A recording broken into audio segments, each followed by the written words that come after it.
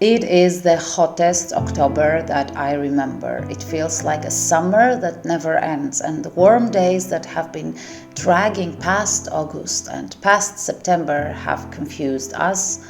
They have confused the plants and the insects. I'm on my regular morning walk with my dogs.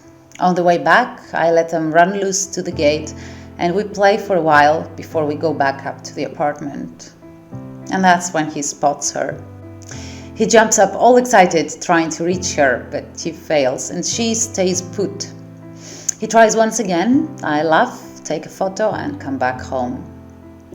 I post that photo that I find very funny, and that's the beginning of two of the funniest days of my life, when a relationship I fabricate between him and that cockroach that I have named Delilah becomes a mini series of funny Facebook posts and daily joy. So 10 hours later, as I take them on their evening walk, she is still there in the same spot. They reunite. Romeo and Delilah. Not really. I have him sit there and point up, but whatever. Same thing happens as we come back from the evening walk.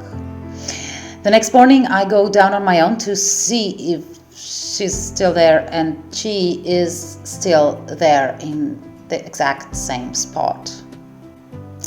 I take Apollo downstairs, and the first thing he does is jump up as if he had missed her so much, with his ears flapping and all. By then, Delilah is famous or infamous among my Facebook friends. We even take a family photo.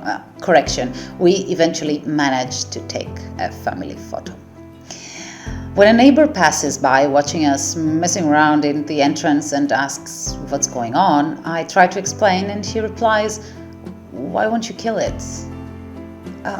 Kill Delilah?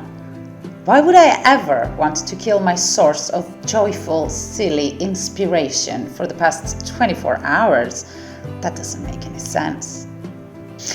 For that second day, as the jokes about an unfulfilled love between those two are getting contagious, I print a photo of Apollo and stick it on the wall next to her. I do the same with Delilah's photo. That night, the fan will reach a peak. I can't wait. As I escort a friend who was visiting downstairs, I see that she is still there, so I come back up and prepare Apollo for a walk. Take my camera, we go downstairs, and she's not there anymore. Where is she? I get a look around and I panic a bit. I start feeling this primitive fear that her kind is unique at causing chills on the back of my neck, as I dread that at any moment she can come flying and land on my hair, or my neck, or my face. The terror subsides in a while, and Delilah is still gone. And the days go on. We take our walks, we continue with our everyday routine. Things happen, things don't. But my source of fun and inspiration for the past 2 days is gone, and I miss that. This is the closest I've been to a cockroach. The closest I've been to turning in my head humanity's disgust for the cockroach to something totally different, something fun. Delilah gave me the chance to Google things like 10 fascinating facts about cockroaches, and I'm mainly amazed at the fact that there are actually fascinating stuff about them, like the fact that they like to be petted. I learned that insects represent an astonishing 80% of the world's biodiversity, but our destructive detachment from nature has turned our brains against them. 2 days later, I come home to find Delilah dead on the floor. Now, of course, I have no idea if it's her or not, but I convince myself that it is her, and I actually feel a bit sad. I sit there by the corpse for a good half hour, thinking. It's funny how we humans have evolved to believe that we are entitled to coexist with other species in our own terms. And when they keep showing us that by no means coexistence between species can happen in anyone's terms, really we see their presence as an invasion. an invasion of the homes and the cities we built and call them our own while they're not.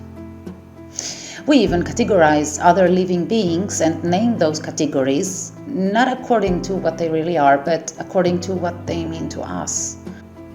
We call them wildlife, working, livestock, pets, vermin.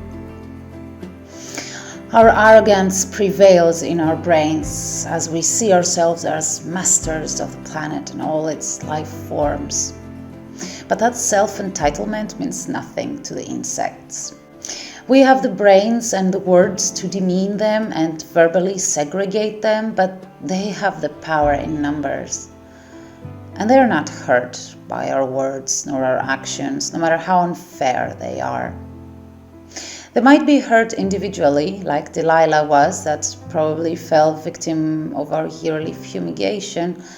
But the truth is that from all points of view, other than our own, the small, the insignificant, and the useless ones are actually us.